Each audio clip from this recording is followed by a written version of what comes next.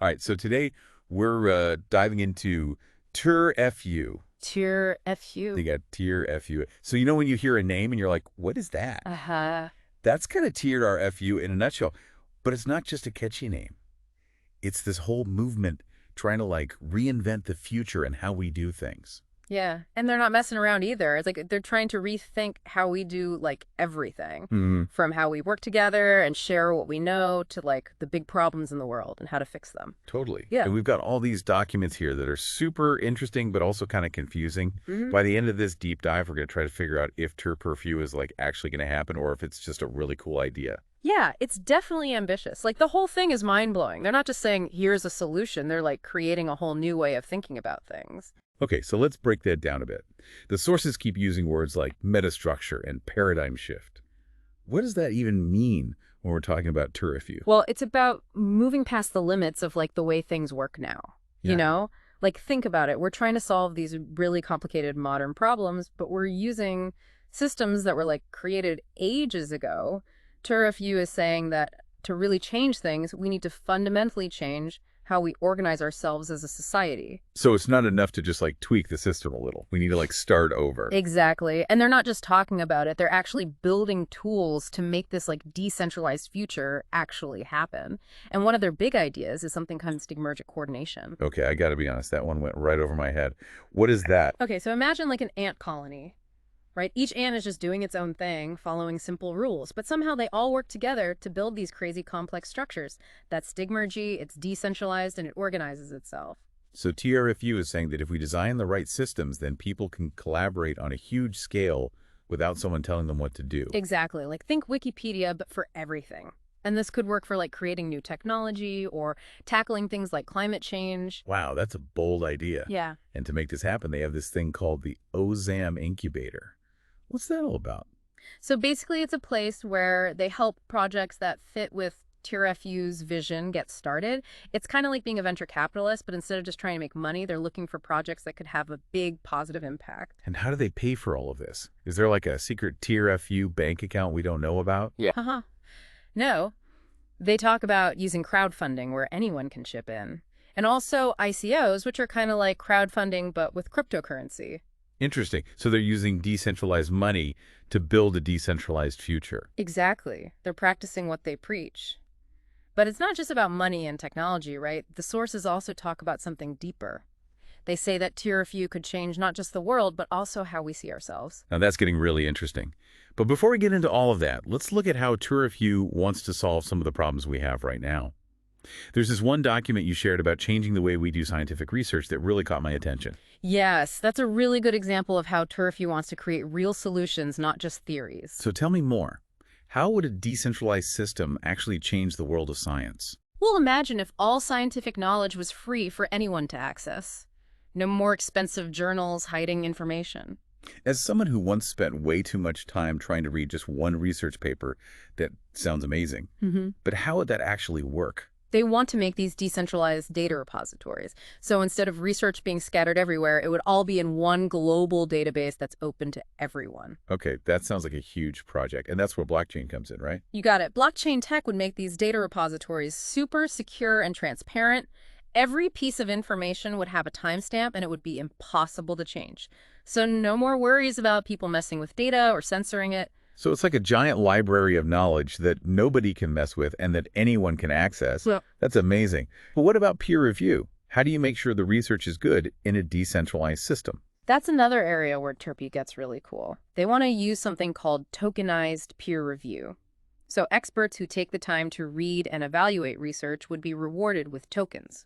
Wait, so you're saying you could actually get paid to read research papers? That's actually a great idea. It would encourage the smartest people to participate and could make the whole research process much faster. Exactly. And because everything is on a transparent blockchain, you can see the whole process from when someone submits a paper to when it's published. And that helps to build trust in the system. I'm starting to see why this is so appealing. But this is like totally changing how we've been doing things for centuries. Is that even possible? That's the million-dollar question, isn't it? It would be huge, definitely. But the thing is, the current system is slow, and it doesn't really work that well. And a lot of times, smart people can't even participate because they can't afford it or don't have access. TURFU wants to get rid of those barriers so we can discover new things. Right. Okay. I see how TURFU could really change things for the better. But science is just one part of it, right? What about all the other big problems in the world? How does TURFU deal with those? That's a really important point. TURFU isn't just about coming up with random solutions. It's about getting to the root of the problem. And a lot of the time, our problems come from outdated ways of thinking and doing things. So it's like they're not just trying to build a better car, they're questioning whether we even need cars at all. Yeah, exactly. Take climate change, for example.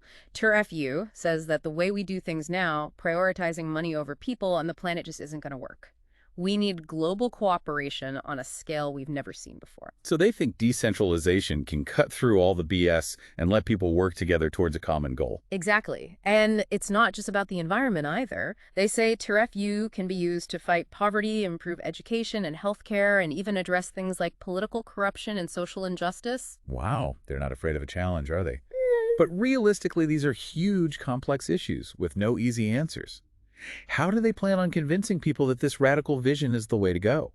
It all seems a bit utopian, don't you think? That's the challenge, isn't it? How do you take a really cool idea and make it real? And to do that, they need more than just technology and good ideas. They need to inspire people to believe in this idea of a decentralized future. And is that where the whole philosophical side of TURFU comes in? We were talking about that earlier, how it's not just about changing the world, it's about changing how we think about ourselves and our place in it all. Exactly. It's not enough to just replace old systems with new ones. TURFU knows that real change means changing how we think about things, rethinking our values and what really matters. Okay, I'm definitely intrigued. But give me something concrete. What kind of philosophical ideas are we talking about here? Well, one of the main things they talk about is how important free information is. Everyone should be able to learn and access knowledge. Remember those decentralized data repositories. It's not just about science. It's about giving people the power to think for themselves, question things, and help shape the future. So it's about making knowledge accessible to everyone so we can all make better decisions. Right. And another key idea is that decentralization is actually how nature works. Like, look at ecosystems. They're complex and resilient because everything is connected and each part has some freedom. So instead of forcing order from the top down, they're looking at nature for models of organization that are more adaptable and organic. Yeah, you got it. And this connects to their whole thing about empowering people through technology. They don't see tech as something that controls us, but as a tool to connect with each other, make our voices heard, and contribute more. It's like they're taking the original idea of the internet, this decentralized network, connecting people all over the world and applying it to everything. That's a great way to put it. But it's not all perfect, right? There are some big questions that TURFU brings up about progress technology and even the future of like what it means to be human. Now you're speaking my language. This is where things get really interesting, where we stop just talking about ideas and start thinking about what they actually mean in the real world. And the implications are huge. We've talked about how TURFU could revolutionize science, solve global problems, and create a fairer world. But what happens if they actually pull it off? You mean, isn't that the whole point? Sure, but every system, even the good ones, can have unintended consequences. And with something as big as TURFU, those consequences could be massive. Okay, now you're just being mysterious. Give me an example. What kind of unintended consequences? Well, for one, think about the idea of truth in a decentralized world. If anyone can contribute information, how do we know what's true and what's not? Who gets to decide? That's a really good point.